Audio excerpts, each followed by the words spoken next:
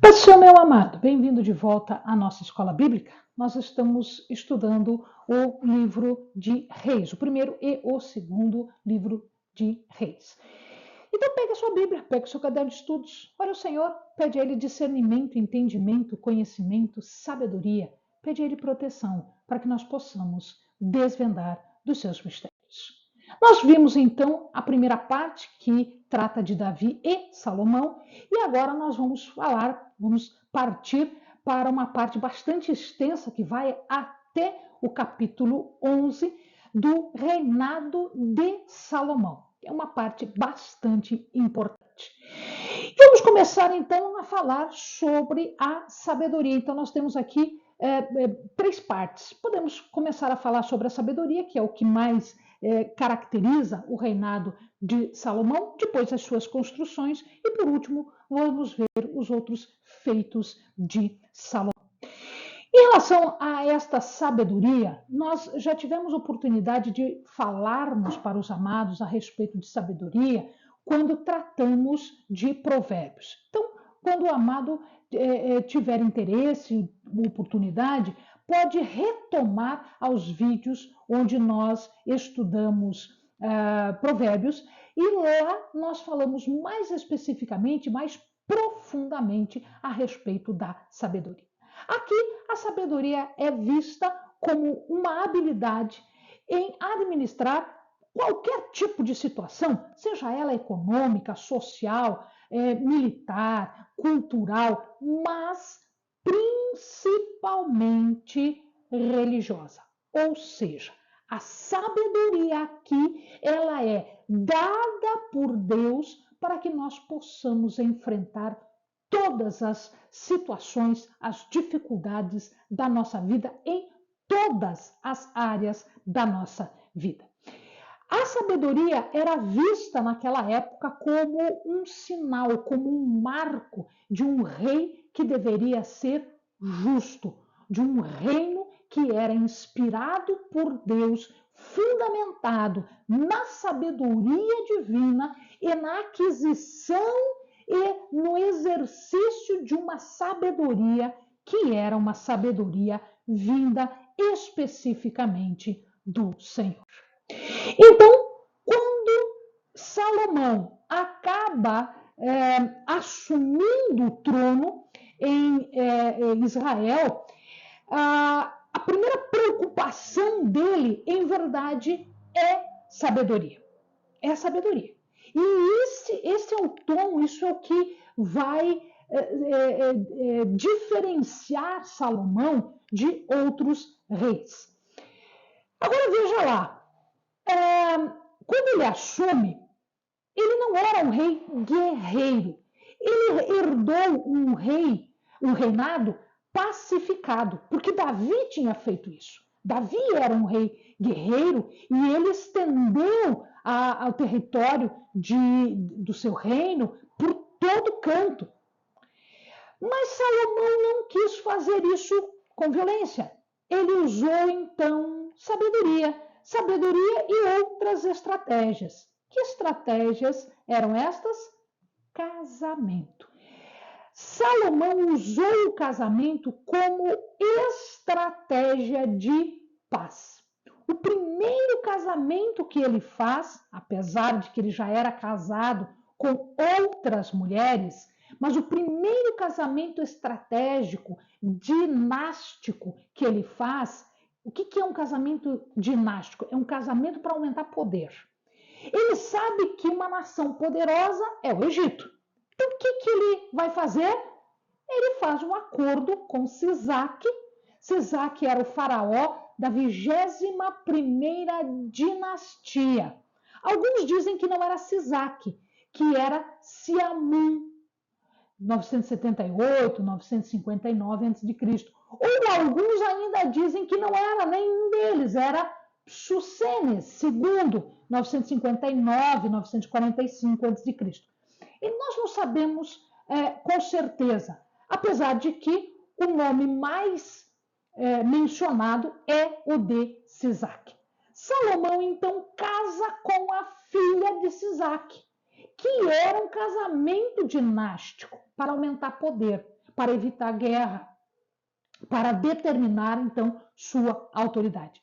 Lembrem-se que ele já era casado. Ele era casado com uma amonita, Naamá. E de Naamá ele teve um filho, Roboão, que era o seu primogênito e que era o que deveria reinar em seu lugar. O problema é que estes casamentos que Salomão fez foram, em verdade, o início da sua queda, da sua derrocada espiritual. Por quê? Porque a lei proibia muitos casamentos, a lei proibia casamentos mistos, exatamente para evitar a aceitação de deuses estrangeiros. Salomão, então, é julgado de acordo com este padrão estabelecido na lei. Qual era o padrão estabelecido na lei? Poucos casamentos, ou 1 ou 2 casamentos apenas, apesar de que o politeísmo era aceito, a lei não era contrária a isto, mas não com mulheres estrangeiras. Ele tinha um amor pelo Senhor? Tinha. Nós não podemos negar isso. Tanto é que o seu primeiro pedido foi sabedoria para guiar o povo de Deus. O problema foi o seu modo de vida, que era contrário a Deus. E que, ao final das contas, introduziu o uso dos altos. O que são esses altos, os lugares altos? Que são esses? A adoração de deuses estrangeiros, que Salomão efetivamente adorou no final da sua vida. Muito bem, lembre-se o seguinte, o templo não era construído ainda, em Jerusalém estava apenas a arca, mas o lugar de sacrifício mais importante era Gibeon, o Gibeão. Então, nós temos aí Gibeon, que estava a 10 quilômetros de Jerusalém. Quando Eli era o sumo sacerdote, na época de Samuel, tá? Siló era o local de adoração. Foi daqui que os filisteus roubaram a arca. O amado lembra da história. Então, depois de Siló, Gibeon foi o lugar sagrado, foi o lugar do tabernáculo. E o altar que se seguiu foi feito aqui em Gibeon, antes do templo de Salomão em Jerusalém. Então, por isso é que Salomão sai de Jerusalém, a 10 quilômetros de Jerusalém, e vai para Gibeon. Ele foi fazer o que lá? Ele foi adorar, ele foi sacrificar, ele foi render honras, glórias, adoração a Deus, porque aquele era o local de adoração. E aí, ele faz, já nesta primeira intervenção, lá no lugar sagrado, ele faz uma oração. E nós vamos observar que esta oração, ele tem 4 elementos principais. Primeiro, ele reconhece a ação de Deus. Esta ação de Deus, ela é chamada de Hesed. Hesed, nós já falamos em outros vídeos, é a benevolência, é o amor perseverante, é a bondade de Deus para com o seu povo. Ele pede pela continuidade do favor de Deus. Então, primeiro ele reconhece essa bondade. Depois ele pede para que este benefício, esse Hesed de Deus, continue. E ele expressa uma humildade. Não era uma humildade fingida, porque ele diz, eu sou uma criança pequena. O que é uma criança pequena? Uma criança que ainda não sabe como entrar, como sair. Lembre-se que Davi não foi um pai presente, Davi não foi um pai que ensinava as coisas como a gente imagina que pudesse ser. Portanto, Salomão não tinha experiência nenhuma. Salomão era uma criança pequena. Então, como é que ele iria reinar, governar um povo que não era dele, um povo que era de Deus? Então ele diz: eu não consigo, Senhor, eu não tenho. Ele está dizendo: eu sou incapaz. Se eu sou incapaz, se eu não tenho qualidade de liderança, de gerir, de administrar, eu quero que o Senhor me dê. Porque eu fui posto aqui sem competência para isso. Mas o Senhor já mostrou que é um Deus de misericórdia, de benevolência, de bondade. Continua e vem em socorro de mim. Vem em socorro de mim e ele pede habilidade para cumprir as tarefas, porque ele reconhece que a responsabilidade dele é muito grande. Amados, nós temos que reconhecer que a nossa responsabilidade pelo ministério que Deus coloca nas nossas mãos é uma responsabilidade muito grande e é só nossa. E, em regra, nós não temos capacidade para isso. E se nós não temos capacidade para isso, como é que a gente vai fazer? A gente vai fazer de qualquer jeito? Lógico que não. A gente vai fazer como Salomão fez. A gente vai pedir sabedoria. A gente vai pedir condições. A gente vai pedir qualidade. A gente vai pedir aquilo que nos falta para cumprirmos o nosso ministério. Então, o fundamento desta sabedoria que Salomão ganhou foi exatamente a atitude de coração, de mente que ele teve diante de Deus, que ouve e que obedece e que pede discernimento para distinguir o que é certo e o que é errado, porque discernimento é isso. Discernimento é saber a diferença entre o certo e o errado. É saber o que é certo e o que é errado e agir em conformidade com. E isso tem muito a ver com sabedoria, que ela vai cobrir toda a experiência humana, como nós vimos agora há pouco. Econômica, cultural, absolutamente tudo, administrativa, tudo. E esse discernimento binar que se fala é um insight de inteligência, é um dom que Deus nos dá, é uma compreensão correta da realidade, uma base de vida que deve ser ética, que deve ser moral, que deve se expressar não pelo que nós falamos, mas pela nossa conduta, pela nossa vida.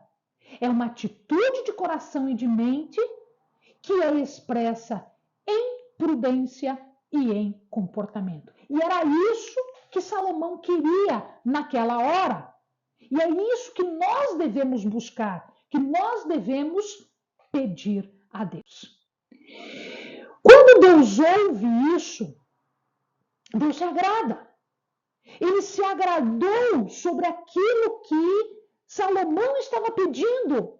Salomão não pediu vida abundante com tempo, não pediu riqueza, não pediu glória. Salomão não pediu isso. Salomão pediu sabedoria. Salomão pediu: como é que eu faço, Senhor? Me ensina. E é isso que Deus deu. Deus deu além daquilo que ele pediu, porque Deus nos dá muito além do que nós pedimos. Deus nos dá. Pede as coisas que são, busca as coisas que são espirituais, pede. E quando você recebe também as temporais, também as da vida. Tanto é que Deus lhe deu longevidade, né? Apesar de que ele perdeu um pouquinho lá no final, então ele não viveu muito mais, ele só viveu até os 60 anos. Deus lhe deu riqueza, Deus deu morte aos seus inimigos, Deus deu glória a Salomão. Salomão era conhecido pelo mundo inteiro. A rainha de Sabá, de longe, veio saber se era verdade tudo aquilo. Deus dá além do que nós pedimos, se o que nós pedimos é do agrado de Deus. Salomão deu testemunho público do seu relacionamento com Deus como rei. rei com o povo, que é confirmado nos rituais de coroação. Ele foi e fez holocaustos. A palavra diz que ele sacrificou 1000 animais. Se é verdade ou não, ok, ele tinha como fazer isso? Tinha. Se é verdade ou não, não importa. O que importa é que ele se coloca diante do povo como rei e dá glórias, dá testemunho em relação a Deus. E ele dá um banquete de pão e vinho. E junto com Deus e junto com o povo, eles celebram este Deus que era benevolente. Recebe. Quando Salomão, então, recebe isso tudo, Deus disse que vai dar, ele volta para casa e um dos primeiros problemas que acontece era o de duas mães que tiveram filhos com uma diferença de alguns dias, 3 dias, um e outro, e elas moravam sozinhas e acontece de que uma noite uma das mães acaba sufocando o seu filho, ela se deita sobre o filho morre. E aí, para não perder o filho, o que ela fez? Ela troca o seu filho morto pelo filho da outra mulher que ainda estava vivo. E aí a confusão se forma, porque as duas dizem que o vivo é dela e o morto é da outra. Tá? Aqui, a tradução é prostituta, mas a tradução está errada. Zonoth não é prostituta, mas é estalajadeira. É uma mulher que trabalha numa estalagem, onde pessoas vêm, onde os homens vêm para passar uma noite ou duas, mas quando eles estão em viagem. Não é uma casa de prostituição. Então aqui existe um questionamento em relação a essas mulheres. Elas eram estalajadeiras. Então o que acontece é que elas vão reclamar. E então Salomão, ele diz o seguinte: só tem um? Tá, então me dá uma espada. E ele dá a sentença, o veredito Mispat de Salomão. É a primeira decisão dele. Corta a criança no meio, dá metade para cada uma, pronto, cada uma ficou com a metade, está resolvido o problema. Mas a verdadeira mãe, Salomão sabia disso, a verdadeira mãe não ia admitir isso. Diz a palavra que o seu fígado, a tradução é as suas entranhas, mas a palavra usada era fígado. Por quê? Fígado naquela época era o centro das emoções, era o que nosso coração é hoje, onde estavam as emoções. Hoje a gente diz que é o coração, que é o centro das nossas emoções. Naquela época se falava fígado, por isso entranha. Então, ela se revolta com isso, a verdadeira mãe, ela diz: não, eu prefiro perder o meu filho, mas que ele continue vivo, então dê para outra. Salomão sabia disso. Salomão sabia disso. A ameaça da morte revelaria a verdadeira mãe. Este caso é citado como um exemplo de sabedoria jurídica de Salomão. E aí o seu nome começa a ser conhecido por todo o mundo. Ele também tinha sabedoria na administração. O que Salomão fez?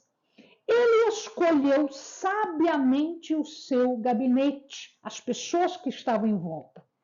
Porque não adianta você ser sábio e ser cercado de gente obtusa, de gente que não cumpre lei, que não se preocupa com os caminhos do Senhor. Não adianta. Então ele tem que se cercar das melhores pessoas para cada caso, para cada cargo. Então, ele escolheu os membros do gabinete, ele escolheu os governadores dos chamados distritos, ele divide todas as suas terras em 12 distritos. Por quê? Porque cada distrito era responsável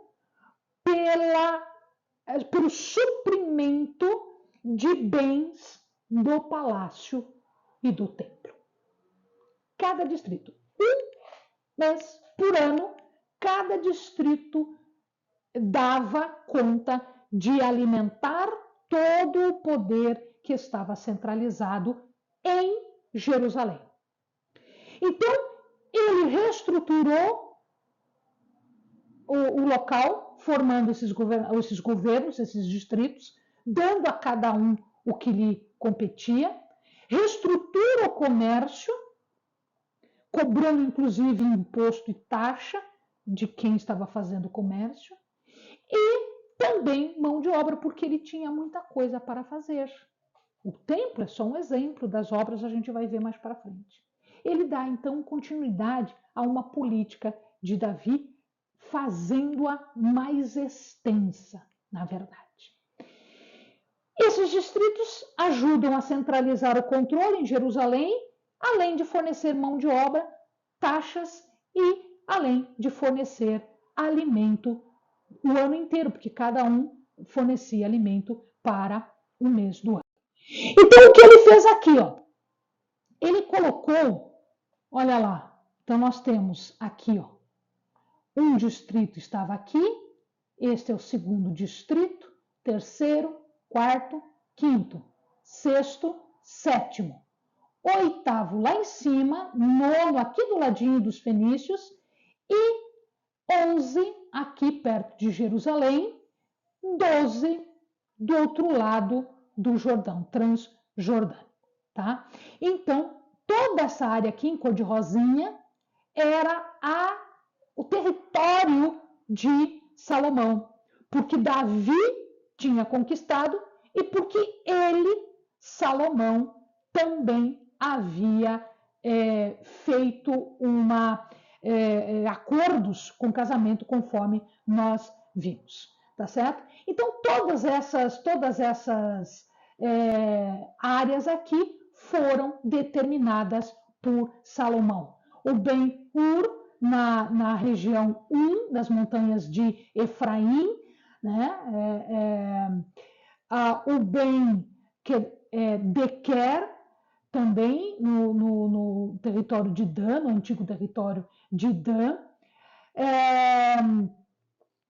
Ben-Hesed, também, até abaixo do porto de Dor. No 4, o Ben-Abinadab, o quinto, então, o Baná, o sexto deixa eu ver aqui, o sexto está colocado aqui em Ben-Geber, que é do lado transjordânico. O sétimo no sul de Gileade, nas terras que são colocadas aqui do lado do Mar Morto. 8 lá em cima, perto de Tiro. O 9 nas terras de Hasser. O 10 no território de Isacar.